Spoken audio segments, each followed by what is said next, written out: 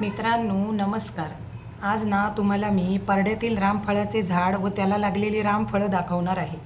हे झाड आहे ना आमच्या घराशेजारीच परड्यात आहे आणि ते ना आजी आजोबांच्या काळातील म्हणजे वडिलोपार्जित आहे. आज ना त्यांच्या पुण्याईनेच आम्ही या झाडाची गोड गोड फळे खात आहोत. या झाडाला ना प्रामुख्याने उन्हाळ्यात रामनवमीच्या आसपास भरपूर फळे लागतात. ही फळे दिसायला ना हृदयाच्या आकाराची आणि लांबट आणि रंगाने लालसर तपकिरी असतात. मित्रांनो या फळांमध्ये ना vitamin C, vitamin A, potassium, magnesium आणि भरपूर फायबर असते, जे ना पचनास आणि रोगप्रतिकारशक्ती वाढवण्यास खूप मदत करते. रामफळाची साल ना अगदी गुळगुळीत असते आणि फळ पिकल्यावर पिवळसर तपकिरी दिसते. या फळाचा आतला गर ना एकदम मऊ आणि अतिशय गोड असतो. मित्रांनो तुम्ही अजूनही माझ्या चॅनलला सबस्क्राईब केले नसेल ना तर सबस्क्राईब करा, व्हिडिओला लाईक करा, म्हणजे माझे याच्या पुढील व्हिडिओ तुमच्या समोर येतील. तर मित्रांनो सीताफळाच्या तुलनेत ना या फळांचा गर जास्त आणि बिया कमी असतात आणि सीताफळांमध्ये बिया जास्त आणि गर कमी असतो. हा या ना दोन्ही फळांमधील फरक आहे. हे रामफळ ना साधारणपणे मार्च ते मेच्या दरम्यान पिकते आणि याच्या आतमध्ये काळसर बिया असतात. आणि हे एकदम जून झालेले आणि झाडावरच पिकलेले फळ असेल तर याच्या बिया जमिनीत रुजत घातल्या तर नवीन रोपं पण येतात, ज्याने ना तुम्ही नवीन रामफळाची लागवड करू शकता. हे फळ खाल्ल्याने बद्धकोष्ठता आणि अपचनाचा त्रास दूर होतो.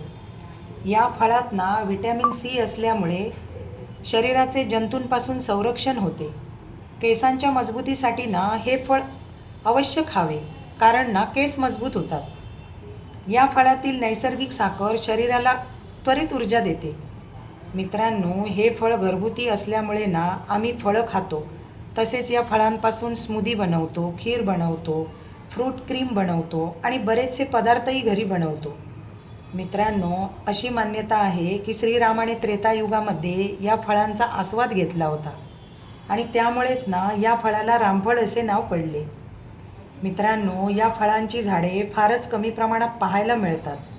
कोकणातही ती दुर्मिळ ठिकाणीच आहेत.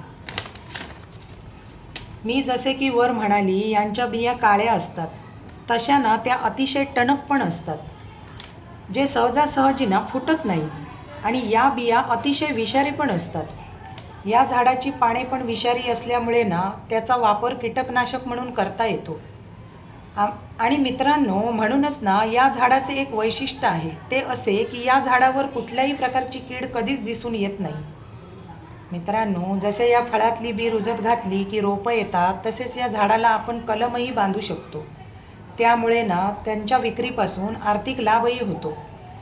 रामफळाच्या लागवडीसाठी ना काळी कसदार आणि सुपीक जमीन लागते.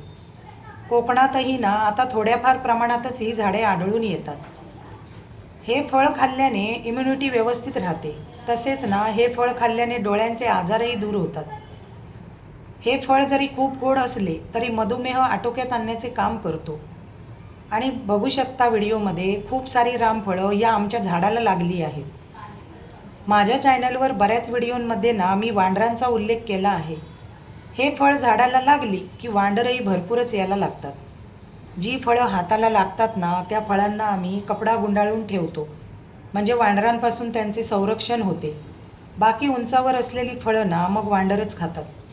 मित्रांनो आमच्या गावी प्रत्येकाच्या घरी परड्यात कोणती ना कोणती फळझाडे असतातच, त्यामुळे ना वांडरही भरपूरच येतात.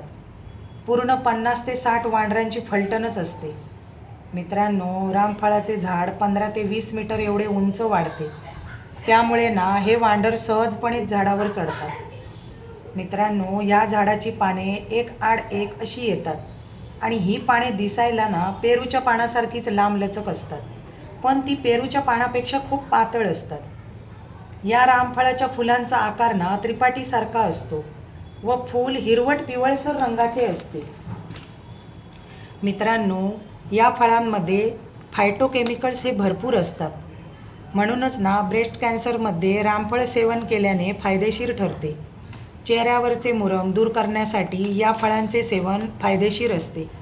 अल्सर कमी करण्यासाठी, हिरड्यांवरील सूज कमी करण्यासाठी रामफळाची साल फायदेशीर ठरते. मित्रांनो, ज्यांना वजन कमी करायचे आहे अशा लोकांनी मात्र रामफळ अजिबात खाऊ नये. रामफळ खाल्ल्याने ना वजन वाढते.